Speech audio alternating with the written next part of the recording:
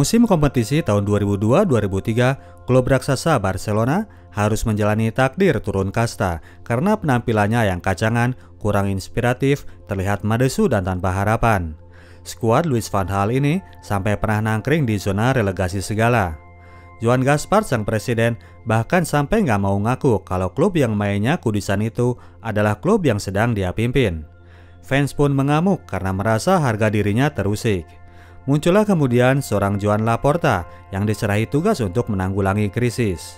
Joan Laporta bertekad untuk melakukan gerakan revolusi, maka dari itu dia pun langsung memburu seorang pemain yang akan ia jadikan sebagai simbol dari revolusi itu. Di sebuah negeri dongeng yang bernama Paris, saat itu sedang terdapat seorang mas-mas yang dipandang dunia sebagai salah seorang pesepak bola tergacor di alam semesta. Seorang seniman bola yang baru saja menjuarai Piala Dunia, namanya adalah Ronaldinho. Tidak berlebihan karena memang skill permainan Ronaldinho adalah salah satu yang terbaik untuk saat itu, bersaing dengan Zinedine Zidane. Nikmatnya bakso tetelan, ayam geprek dan ramen setan, tidak ada yang sanggup menandingi kelezatan gocekannya. Namun apalah daya, di klub PSG tempat ia bermain, Ronaldinho malah nggak begitu disukai oleh manajer barunya. Luis Fernandes, sang pelatih, punya visi bahwa semua pemain harus bisa bertahan, termasuk itu pemain depan, dan itu nggak masuk dengan profil seorang Ronaldinho. Barca lah yang kemudian merasa menemukan jodohnya. Masuklah kemudian mereka ke dalam persaingan head-to-head dengan Manchester United yang sudah duluan melakukan kontak. Roberto Assis, abang merangkap manajer Dinho, masuk ke dalam ruangan terpisah untuk melakukan nego dengan kedua belah pihak. Hasilnya adalah tawaran dari MU yang dianggap lebih menggiurkan karena seperti juga sekarang, keuangan Barca saat itu juga lagi empot-empotan. Kabar madesu itu memancing seruan dari Presiden Catalunya yang menganggap bahwa transfer Ronaldinho dirasa urgent bagi kelangsungan hidup rakyatnya. Maka dari itu, tim Barca di bawah Sandro Rosell langsung melakukan manuver mendekati Felipe Scolari untuk membujuk Dinho agar bintang timnasnya itu lebih memilih kepada mereka. Ronaldinho sendiri yang lagi galau di PSG saat itu lebih membutuhkan tempat di mana ia akan dihargai sebagai dirinya sendiri apa adanya. Oleh karenanya, Dinho pun lebih mengikuti kata hati di atas gelimbangan harta rayuan MU. Ia pun datang ke Barcelona untuk bergabung dengan klub Katalan.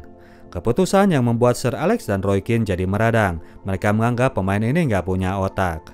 Kedatangan pemain baru ini langsung disambut meriah oleh para fans layaknya seorang rockstar. Harapan baru telah tiba di kubu mereka. Kedatangan Ronaldinho ke Barca berbarengan dengan kedatangan seorang Frank Rijkaard sebagai manajer baru. Rijkaard tipikal manajer yang mampu menyelami kepribadian pemain. Ronaldinho yang aslinya pemalu ini bisa ia bangkitkan rasa pedenya. Tim Barca sendiri sangat antusias untuk memainkan debut Ronaldinho. Namun sayangnya jadwal pembuka La Liga bentrok dengan jadwal pertandingan timnas Brazil. Barca mengusulkan pemajuan jadwal pertandingan ke hari Selasa, namun ditolak oleh La Liga. Untuk mengakalinya, dilakukanlah pertandingan pembuka itu pada jam 12 malam lewat 5 menit, demi agar bisa memainkan Ronaldinho yang esok siangnya harus langsung cabut menuju Brazil. Ofisial Barca memberikan iming-iming jatah makan malam gratis bagi para supporter yang mau datang ke Camp Nou. Nyatanya, 80.000 orang masih datang aja meskipun tengah malam buta. Manajer Sevilla, klub yang akan menjadi lawan Barca, awalnya sangat berkeberatan, namun pada akhirnya mereka pun mengayokkan jadwal itu. Pada pertandingan tersebut, gawang Barca ternyata malah jebol duluan di babak pertama. Lanjut pula dengan tawuran yang melibatkan Luis Enrique, sang pemain senior. Sudah riwe-riwe ngatur jadwal gila, mereka ternyata malah diambang keok dari Juan Antonio Reyes dan kawan-kawan. Sampai akhirnya pada babak kedua, Ronaldinho memberikan apa yang diharapkan oleh publik Katalan, sebuah gol yang spektakuler lewat gocekan yang memukau. Pertandingan memang hanya berakhir seri, tapi gol itu jadi seolah pembawa harapan bagi denyut nadi skuad Barca kemudian. Untuk itu sebelumnya kita akan balik dulu ke tahun 1985, jalan-jalan ke Porto Alegre, kampung halaman dari rockstar baru Barcelona ini. Lahir dari keluarga sederhana, Ronaldinho tumbuh di lingkungan penggila sepak bola. Ayahnya sering membawa Dinho main bola tiap minggu di lapangan desa. Orang dewasa main di lapangan yang bagus, anak-anak main di kebun sebelahnya. Namun di luar schedule itu, Ronaldinho kecil selalu akrab dengan bola sepak tiap harinya. Hobinya adalah juggling bolak-balik dengan rute dari rumah menuju bar tempat nongkrong ayahnya. Ronaldinho dari kecil memang sudah keranjingan bermain sepak bola, bukan mau body shaming, tapi sepupu-sepupunya pun melihat ciri dari giginya, kalau tonggosnya itu mulai menonjol, anak ini pasti bikin gol. Ronaldinho dimasukkan ke klub akademi Grêmio pada umur 7 tahun, menyusul Roberto yang sudah duluan masuk sebelumnya. Roberto yang lebih dikenal dengan panggilan Asis saat itu menjadi rising star di Grêmio. Umur 16 tahun, dia sudah dikasih kontrak profesional. Dari Grêmio, Asis dan keluarga diberikan satu rumah di lingkungan kompleks yang lumayan luas. Pindahlah keluarga sederhana ini ke rumah baru tersebut. Tahun berikutnya di umur 17 tahun, Asis sudah menjadi bintang utama timnya. Suatu hari Roberto Asis pulang selepas pertandingan untuk merayakan hari ulang tahun. Ketemu dengan ayahnya di halaman yang bangga melihat Roberto sudah sukses, dia memberi pesan bahwa selanjutnya tugas mereka adalah untuk mensukseskan si bungsu Ronaldinho. Keluarga besar mereka hadir dalam acara itu. Suasana pun semarak, mereka sibuk masing-masing sampai akhirnya Roberto merasa bahwa ayahnya nggak kelihatan. Beberapa saat kemudian, ayahnya itu ditemukan lagi mengambang di kolam renang samping rumah. Joao Asis terkena serangan jantung saat sedang berendam sendiri di kolam renang kebanggaan keluarga. Selepas kepergian ayahnya, Roberto turun untuk menggantikan peran Joao untuk menjadi ayah bagi Ronaldinho. Roberto mengasuh dan melatih adiknya, bahkan mengajaknya pindah kamar bareng dengannya agar anak kecil ini nggak merasa kesepian. Suatu waktu Roberto mengalami cedera fatal yang mengakibatkan dirinya harus absen main bola selama 8 bulan. Cedera yang sangat mempengaruhi penampilannya di kemudian hari. Selepas cedera itu, di tahun 1992, Grêmio kemudian menawarkan dirinya untuk bermain di klub Sion, Swiss. Mendapatkan peluang untuk punya gaji yang lebih besar untuk menjamin hidup keluarga besarnya, Roberto pun menerima tawaran tersebut. Sosok ayah yang hilang dari seorang Roberto kemudian tergantikan oleh seorang om-om yang bernama Augusto Bandiera. Si om ini adalah seorang pemilik klub futsal. Suatu hari, dia mendengar dari seorang anak asuhnya bahwa ada seorang bocah yang beneran jago main bola. Bocah yang bernama Ronaldinho itu kemudian diajak gabung dan dijadikan sebagai pemain cadangan. Ketika diturunkan, Ronaldinho membuat sebuah gol yang membuat Eduardo marah-marah kepada pelatihnya. Pemain sebagus itu malah jadi pemain cadangan. Jadilah Ronaldinho kemudian ditampung di klub tersebut untuk selanjutnya diangkat menjadi anak asuh oleh Eduardo bersama dengan bocah-bocah lain pemain futsal klub miliknya. Akan halnya Ronaldinho sendiri, dia mengikuti jejak sang kakak jadi pemain Grêmio dan turun menjadi pro pada tahun 1997 di usia ke-17 tahun. Seperti juga kakaknya, Ronaldinho berkembang menjadi superstar Grêmio di usia tersebut. Usia 19 tahun, dia pertama kali dipanggil ke timnas Brazil. Satu gol cantik dia bikin dalam debutnya tersebut. Gol yang terus diputar ulang oleh emaknya di kampung.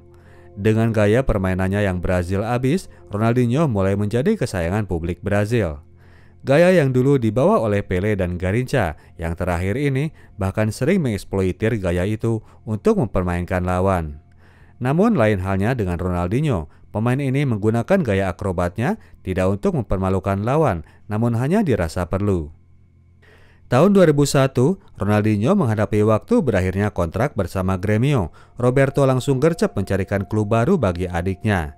Sang kakak yang sudah duluan ada pengalaman main di Eropa, pastinya membidik target klub benua biru. Sempat hendak gabung dengan Arsenal sebelum terhalang visa izin kerja, Ronaldinho akhirnya bergabung ke Paris. Kepindahan yang membuat geram pihak Grêmio karena mereka belum merasa melepas Ronaldinho. Pemain kesayangan pun kini berubah menjadi musuh masyarakat. Ronaldinho dianggap mata duitan, dia pun dihujat, ibunya pun dihinakan. Proses akhir harus diselesaikan di pengadilan, namun karena peraturan FIFA lebih berpihak ke pemain, akhirnya Ronaldinho dinyatakan resmi sebagai pemain PSG. Ronaldinho sendiri sebetulnya merasa nggak enak dengan kasus itu. Dia sudah menganggap Grêmio sebagai rumah, selain juga karena klub ini adalah klub kebanggaan ayahnya. Namun apa mau dikata, show must go on. Oke, balik guys ke musim pertama Ronaldinho di Barcelona. Meskipun kini mereka sudah mulai memiliki percikan lewat Ronaldinho, namun hasil keseluruhan tim saat itu masih tetap jeblok. gelombang protes langsung timbul. Joan Laporta diserang diminta memecat Frank Rijkaard. Para supporter pun gak segan melakukan vandalisme terhadap rumah Laporta dan mencekiknya ketika presiden itu baru keluar dari rumah. Hal itu kemudian diperparah dengan cedera hamstring Ronaldinho, justru di saat tim ini sudah mulai mendapatkan hasil yang baik. Momen tersebut bertepatan dengan jadwal El Clasico melawan Real Madrid. El Galactico sendiri saat itu tampil dengan full tim.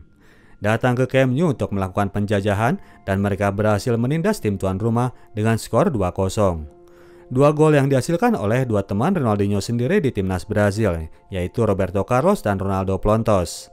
Barca pun makin amblas, turun ke posisi 13 di La Liga. 6 minggu kemudian, Ronaldinho mulai pulih dari cedera dan kembali diturunkan. Percikan itu kembali tampak di tim Barca, namun masih belum cukup untuk mendongkrak permainan tim. Tim Katalan masih berkutat di peringkat bawah. Frank Rijkaard memikirkan solusi. Dia meyakini bahwa pemain seperti Ronaldinho tidak bisa kalau harus menerima tanggung jawab defense. Potensinya yang utama adalah serangan. Untuk itu sekalian saja Rijkaard memberikan Ronaldinho posisi free roll. Ronaldinho bebas untuk bergerak semaunya dan menjadi pusat penyerangan tim. 2-3 kali pertandingan, formasi ini masih belum menunjukkan progres. Sampai akhirnya di pertandingan keempat hasil itu mulai tampak. Ronaldinho mulai bermain dengan senyum di muka dan saat itulah gol-gol pun tercipta.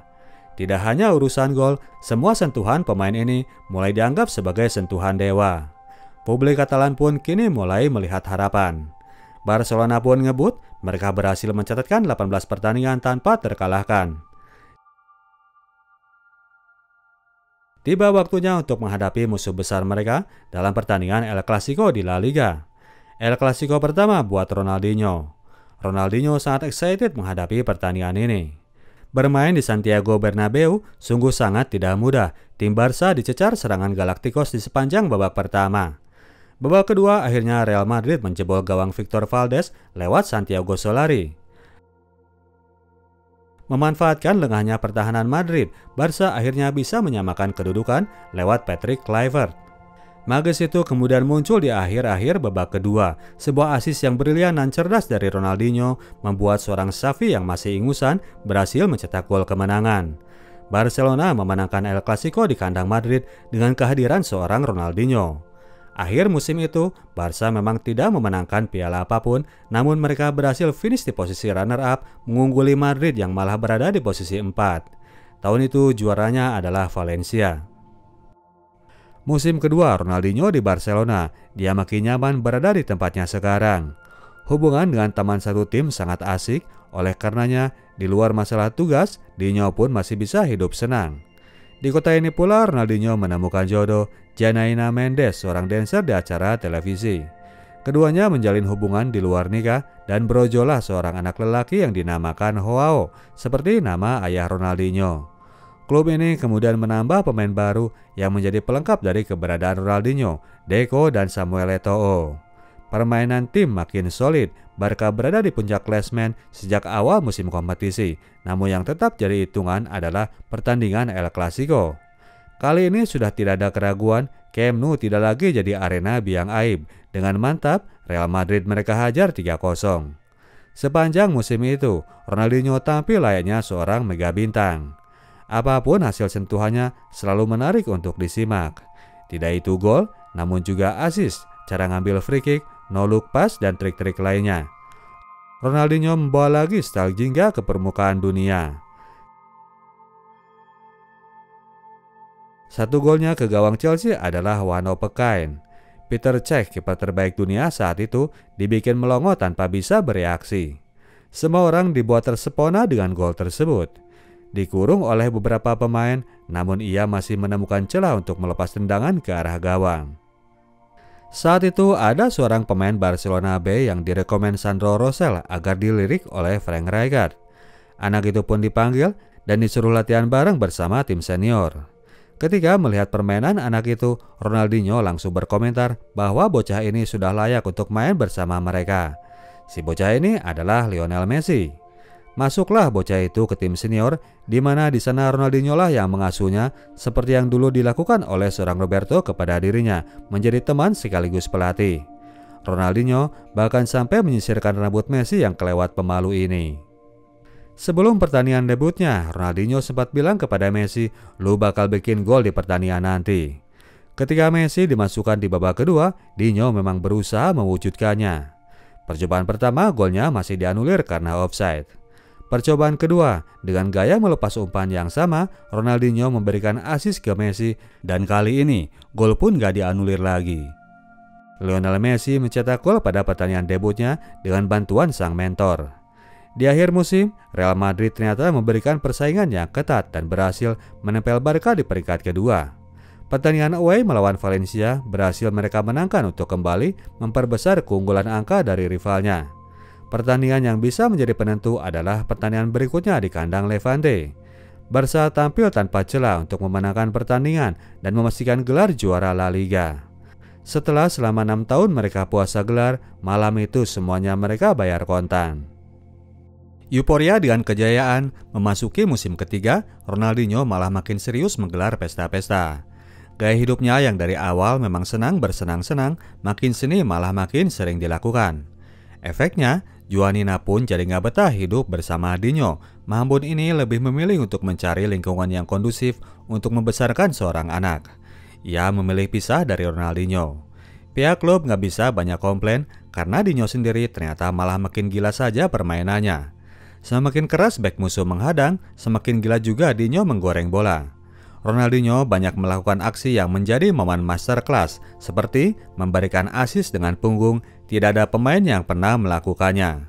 Pertandingan El Clasico di Bernabeu malah menjadi showcase kejayaan Ronaldinho. 2 kali dia mencetak gol yang dimulai dengan soloran dari tengah lapangan. Saking sadisnya penampilan Ronaldinho di malam itu, fans Madrid sampai berdiri memberikan aplaus terhadap pemain lawan. Semuanya harus bisa mengakui bahwa Ronaldinho adalah seorang dewa di tahun tersebut. Fans Madrid sedang menyaksikan seorang ikon sepak bola dunia sedang menorehkan kejayaannya. Ronaldinho tidak hanya didaulat menjadi ambasador berbagai produk, dia pun dipilih PBB untuk menjadi salah satu ambasador mereka. Pele dan Maradona memberikan pujiannya. Gelar pemain terbaik FIFA auto disematkan kepada Ronaldinho Gaucho, berikut juga dengan piala Ballon d'Or. Barcelona tidak tertahankan di tahun itu. Dengan nyaman, gelar juara La Liga berhasil mereka pertahankan. Gelar La Liga mereka lengkapi pula dengan gelar Liga Champions tahun 2006. Di final, mereka mencita klubnya Thierry Henry di Stadion Stade de France. Seluruh fans meneriakkan nama Ronaldinho. Semua hal lagi berjalan baik, momen yang paling pas sebagai modal bertanding di Piala Dunia. Penyelenggaraan Piala Dunia tahun itu akan dilakukan di negara Jerman. Brazil sedang memiliki segudang materi pemain top. Selain Ronaldinho, mereka masih punya Kaká, Adriano, Robinho, Juninho Pernambucano, selain juga dari veteran 2002 seperti Ronaldo, Cafu, dan Roberto Carlos. Tanpa perdebatan, Brasil menjadi favorit kuat untuk menjadi juara. Babak penyisihan sampai per-8 final mereka lalui dengan mulus dengan 100% kemenangan. Di babak perempat final, mereka harus berhadapan dengan Prancis yang masih diperkuat dengan para veteran juara Piala Dunia tahun 1998. Menghadapi tim Brazil yang tampil full force dalam hal penyerangan, tim Prancis yang lebih pengalaman ini menyikapi pertandingan dengan bijak. Mereka bertahan dengan baik dan membiarkan pemain Brazil merasakan frustasi yang teramat dalam. Babak pertama yang tanpa gol membuat Brazil makin ngotot untuk menyerang di babak kedua. Duet Patrick Vieira dan Claude Makélélé berhasil meredam Dinho di lapangan tengah. Sebuah free kick didapatkan tim Prancis dan bola itu dilepas Zinedine Zidane kepada Thierry Henry yang sama sekali tidak dijaga. Entah apa yang ada di pikiran para pemain Brazil, pemain sekelas Henry dibiarkan sendiri tanpa ada yang mendampingi. Skor 1-0 dan bertahan hingga pertandingan usai, Brazil terlempar dari persaingan juara di babak perempat final. Para supporter menimpakan kekalahan itu dengan menyalahkan Ronaldinho. Pemain yang awalnya dipuja-puji ketika kalah langsung dicaci maki. Patung Ronaldinho di Brazil habis dibakar oleh mereka. Respon publik itu sangat membuat down jiwa seorang Ronaldinho. Masuk ke musim keempat di Barcelona, awalnya terlihat biasa saja. Barca sedang dalam kondisi jaya-jayanya. Mereka sangat optimis menghadapi musim kompetisi tahun tersebut. Laga El Clasico dilangsungkan di awal liga yang menjadi ujian sesungguhnya buat tim Barca. Pertahanan Barca berhasil dibobol tim Galacticos dan Ronaldinho tidak berhasil lepas dari tekanan. Barcelona tidak berdaya dihajar rival abadi. Mulailah terlihat bahwa Ronaldinho sudah tidak bertanding dengan senyuman. Sisa kompetisi dijalani Barca aut-autan ketika mega bintangnya tidak enjoy bertanding di lapangan. Ronaldinho tipikal orang yang mementingkan kesenangan di atas segalanya. Jadi ketika dia merasa tidak bisa bikin fans bahagia, sangat sulit untuk membuatnya bisa mengeluarkan semua sihirnya. Masalahnya di luar sendiri, tekanan itu malah makin deras mendera Dinho. Tidak itu fans, tapi juga media. Mereka tetap menuntut Ronaldinho menjadi dewa seperti sebelumnya. Ronaldinho bukan tipikal orang yang suka curcol. Dia lebih memilih berdiam diri ketimbang merengek untuk minta dukungan. Sementara di rumah besarnya yang ia tinggali, Ronaldinho yang sudah ditinggal anak istri, kini tinggal menyendiri. Sang mega bintang masuk ke fase depresi yang sangat sulit ia tanggulangi sendiri. Pertandingan El Clasico yang kedua untuk musim itu akan menjadi sebuah penentu.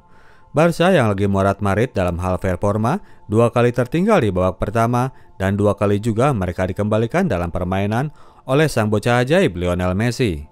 Babak kedua pertandingan masih berjalan seru, Real Madrid kembali berhasil unggul lewat sundulan Sergio Ramos. Ronaldinho meskipun struggling sepanjang pertandingan, namun ia tetap berusaha dan di menit akhir, Dinho menemukan jalannya ketika umpan terupas cantik yang ia lepas nyampe ke Lionel Messi yang berakhir dengan gol. Sang bocah berhasil membuat hat-trick untuk menandai kemunculannya di ranah La Liga dan di hati para supporter. Highlight itu kini mulai pindah ke Lionel Messi dan Ronaldinho malah makin terpuruk ketika di pertandingan berikut ia dikartu merahkan oleh wasit karena dituduh hendak menendang pencegalnya. Kekerasan dan kartu dari wasit bukan tipikal seorang Ronaldinho dan ketika hal itu terjadi, ia sangat sulit untuk menerimanya.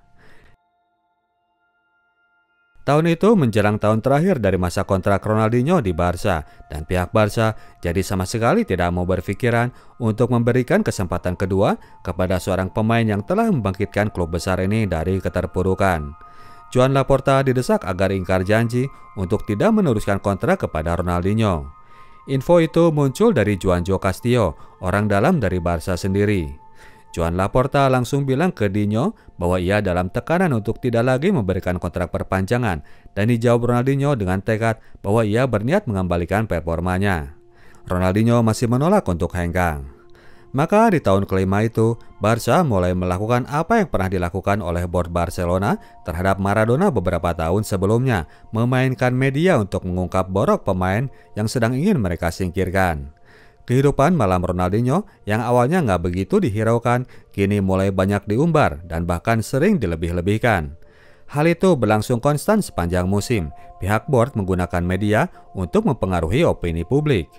Ronaldinho sang pahlawan ini mulai dijadikan sebagai kambing hitam. Oleh karenanya, Dinho sendiri jadi nggak betah lagi berada di klubnya karena merasa nggak dihargai. Suatu momen ia telah datang ke sesi latihan dan Laporta menggunakan momen itu untuk mempengaruhi Frank Rijkaard agar menghukum Ronaldinho. Beberapa jam kemudian, kursi bus pemain tidak memberikan jatah untuk sang megastar.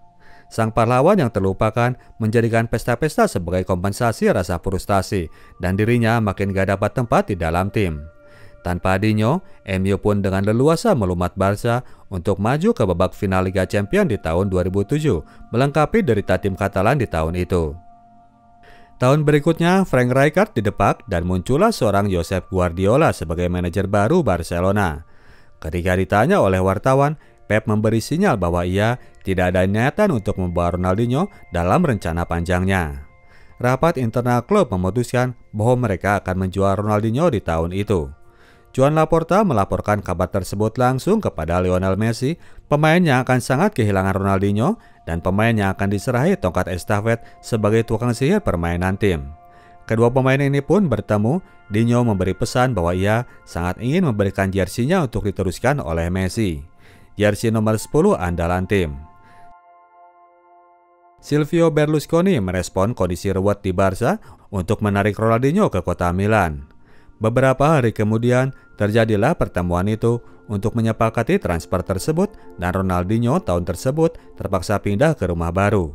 Senyuman memang mulai hadir saat ia diperkenalkan kepada publik Milanisti, meskipun sebetulnya hati Ronaldinho masih tetap untuk Barcelona. Di klub AC Milan, Ronaldinho bertahan selama 3 musim sampai tahun 2011 dan berhasil mempersembahkan Scudetto pada tahun 2010. Setelah berkelana di beberapa klub Brasil, tahun 2015 ia pun berhenti menjadi pemain pro untuk menjalani masa pensiun. Oke, demikianlah ceritanya Bro dan Sis. Kita tim Sinotok cabut dulu. Sampai jumpa di video kita selanjutnya. Ciao.